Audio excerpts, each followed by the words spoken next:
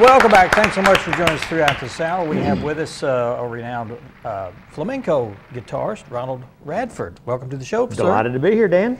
Now, I didn't know about you before, but you have a long list of accolades.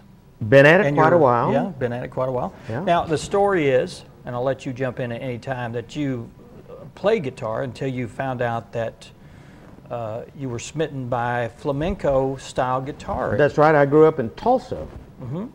And I played a variety of different styles, a little bluegrass, jazz, rock and roll. Had my own rock and roll band, in fact, and yeah. So did Dan. Yeah, oh yeah, well, we're probably, you know, same vintage back there. Yeah. Good old rock and roll stuff, and I did that. And then off on summer vacation in Minnesota, where we used to go fishing in the summertime, and my mom brings this record home from a grocery store, and it was a record of Carlos Montoya.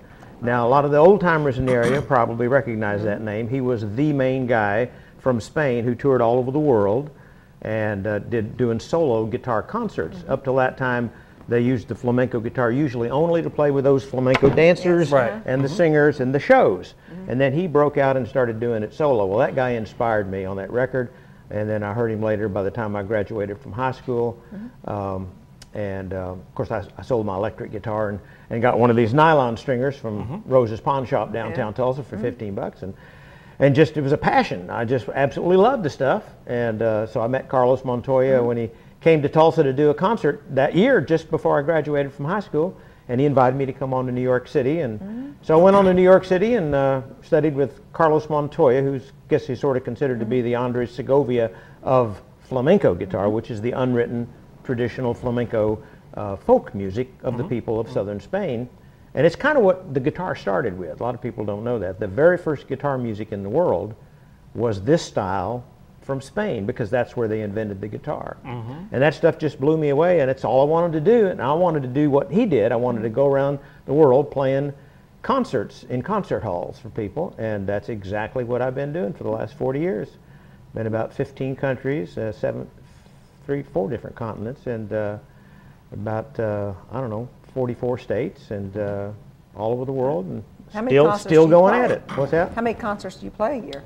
Well, the actual number's probably gone down to about 25, 30 major concerts, but in addition to each concert, as Dan was saying at the beginning, I have started to focus on my outreach activities, which is giving back to the communities and trying to inspire other kids as I was inspired when I was growing up in Tulsa.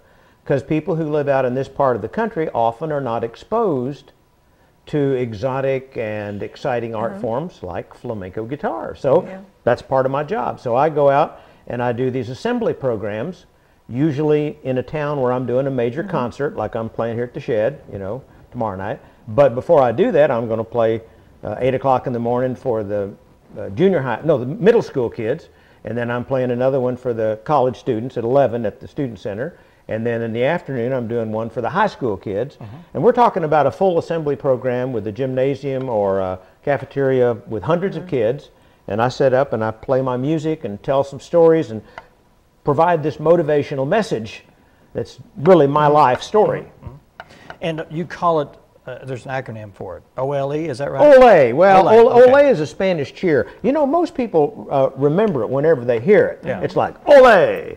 You know, well, you see the movies and you see them at bullfights and they go, Ole! Or the dancers going and everybody shouts, Ole! And they clap their hands. Well, that's the Spanish cheer, and it is spelled O-L-E. Well, what I've done is I've taken the spirit of that Spanish cheer, Ole, which seems like everybody in the world recognizes, and I've just sort of named my program The Power of Ole, because Ole is something that comes from inside. When you really get excited, when you just are passionate about something, you know, and you want to express that in Spain, you shout Ole. You know, okay. So anyway, Ole is spelled O-L-E. So I just, to be kind of clever or cute, whatever, I say that O-L-E stands for Optimistic Leadership Energy. O-L-E, and that's the message that I'm delivering to the kids, is that everybody has got this optimistic leadership energy inside of themselves. We all do. And we just need to connect with 2 things to make that come out. One is you got to find out what you're good at, your talents. And then you need to find a way to use that talent so you love what you do. It's got to be a passion. It's got to be something you really love. And that combination of talent and love, when those two things come together, I tell the kids, then you have a magic combination that produces that optimism that you can do it. See, that's the optimistic part. And it gives you the inside leadership.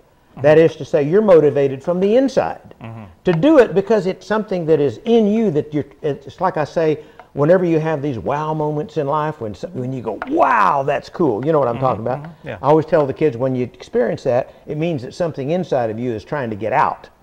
And so you need to let those talents and let that passion out by exploring, by learning, developing that talent, and finding a way to use that talent so you love what you do. And then I demonstrate it by a variety of pieces that I play and additional stories about my encounters with the gypsies in Spain. In fact, my concert program that I'm doing at the Shed tomorrow night, 7 o'clock, and at the Lyric at Sunday at 2 o'clock, this is a part of a three-state tour that I'm on right now. 1 month I'm out touring, and I've got about 5 stops in Arkansas, and then Oklahoma. I ended up over in Symphony Society in Lawton.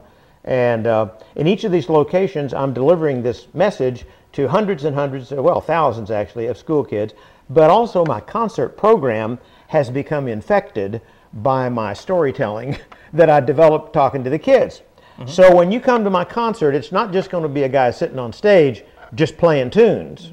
I'm going to be telling stories a little bit like I just did there, and setting the stage for each particular piece that I play, a little bit about the culture, the town where it came from, how I met up with some gypsies and had a jam session at 3 in the morning, you know, stuff like that.